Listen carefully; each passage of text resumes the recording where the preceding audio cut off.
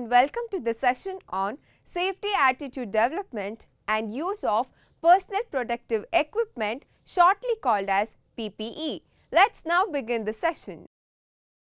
Let us now look at the objectives of this session. At the end of this session, you will be able to define various general safety guidelines, define personal protective equipment or PPE, state the uses of PPE and the associated hazards, define occupation hazards and its types. Having knowledge of various safety precautions can help us avoid accidents and to our fellow workers and protect the equipment from any damage. To achieve this, it is essential that every person should follow safety procedure. Safety in a workshop can be broadly classified into three categories: general safety, machine safety, and personal safety. Now let us look at each one of these classifications in detail. First, let us look into the general safety guidelines. Keep the floor and gangways clean and clear. Move with care in the workshop. Do not run. Do not leave the machine in running condition. Do not touch or handle any equipment or machine unless authorized to do so. Do not walk under suspended loads. Do not cut practical jokes while on work. Use the correct tools for the job.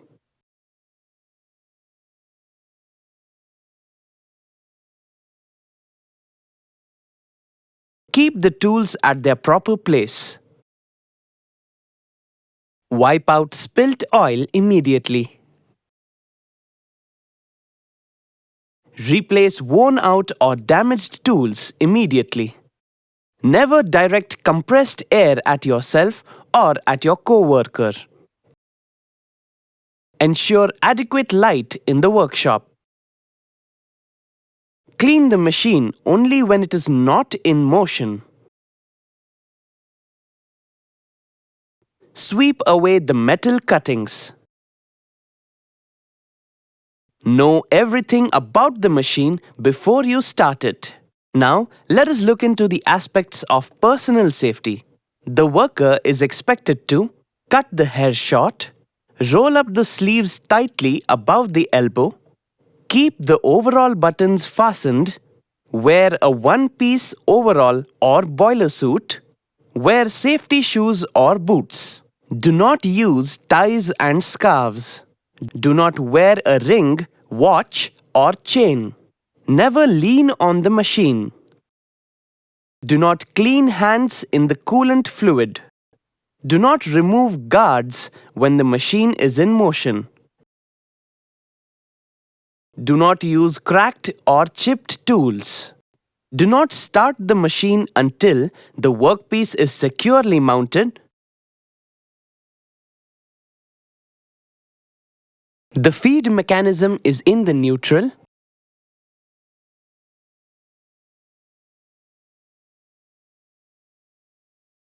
And the work area is clear. Do not adjust clamps or holding devices while the machine is in motion. Never touch the electrical equipment with wet hands. Do not use any faulty electrical equipment.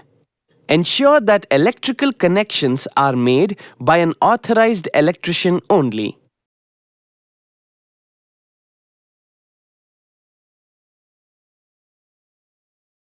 Do not engage yourself in conversation and distract with others while concentrating on your job. Do not try to stop a running machine with hands. Now, let us learn about machine safety. Switch off the machine immediately if something goes wrong. Keep the machine clean.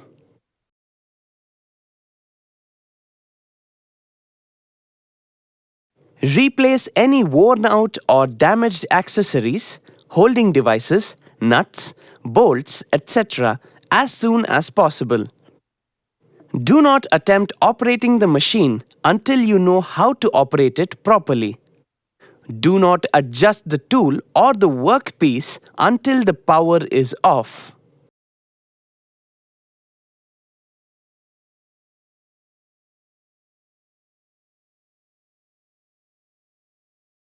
Stop the machine before changing the speed.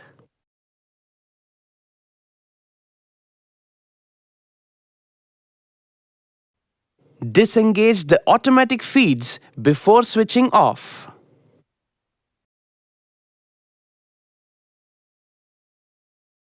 Check the oil level before starting the machine.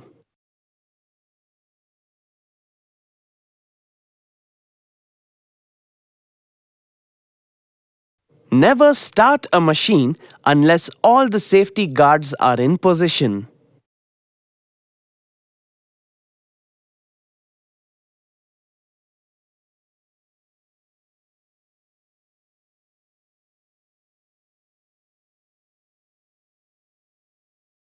Take measurements only after stopping the machine.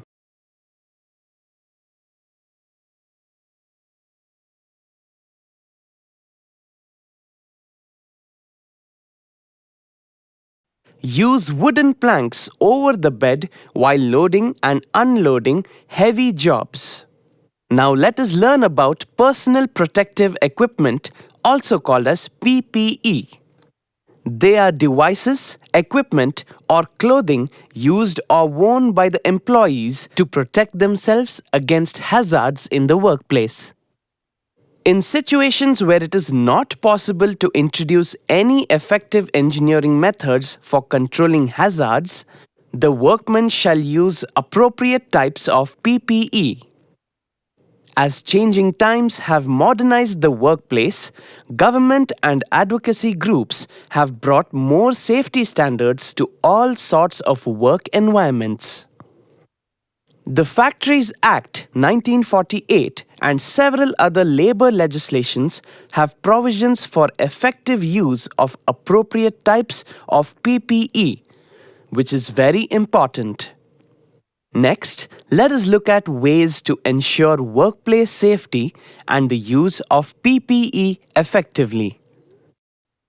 When it comes to the most common types of personal protective equipment like goggles, gloves, or bodysuits, these are more effective if the worker wears it all the time during the work process in the workshop. Personal protective equipment is not always enough to protect workers against workplace dangers. Knowing more about the overall context of your activity can help to fully protect from anything that might threaten health and safety on the job. Inspection of PPE should be carried out thoroughly to make sure that it has the standard of quality and must adequately protect the user. Let us learn about the categories of PPEs. Depending upon the nature of hazard, the PPE is broadly divided into the following two categories: non-respiratory and respiratory. Let us now look at each of these in detail. Non-respiratory. They are used for protection against injury from outside the body, that is, for protection of the head, eyes, face, hands, arms, foot, leg, and other body parts. Respiratory. They are used for protection from harm due to inhalation of contaminated air. They are to meet the applicable BIS standards, that is, Bureau of Indian Standards, for different types of PPE with respect to protection of persons against hazards. Now, let us learn about the uses of PPE and the hazards for which the PPEs are used. Wear hearing protection. This needs to be followed in case of high noise level. The type of PPE used is earplug or ear muff. Wear safety helmet. This needs to be followed to protect the head from falling objects, striking against objects, and spatter. Wear safety goggles. This needs to be followed to protect the eyes from flying dust particles. Wear safety shoes. This needs to be followed to protect the feet from hot spatter, falling objects, and falling while working on wet or slippery area. Wear face shield.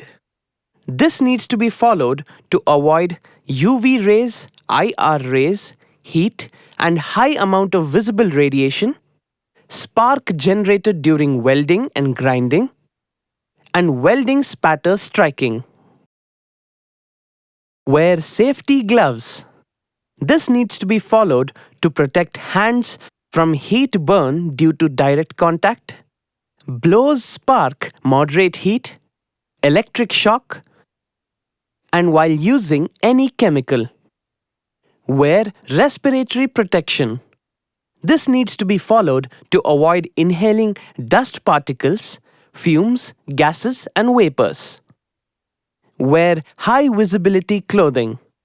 This needs to be followed while working in low visibility areas. Wear safety harness. This needs to be followed while working at heights. Wear protective apron. This needs to be followed to protect the body from hot particles, etc. Wear protective clothing. This needs to be followed while handling hot or molten metals.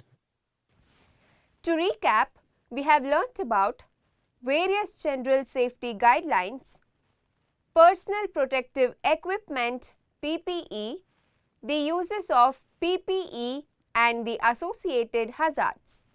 So that's all about safety attitude development and use of personal protective equipment PPE. Hope you have understood all the concepts. See you in the next session.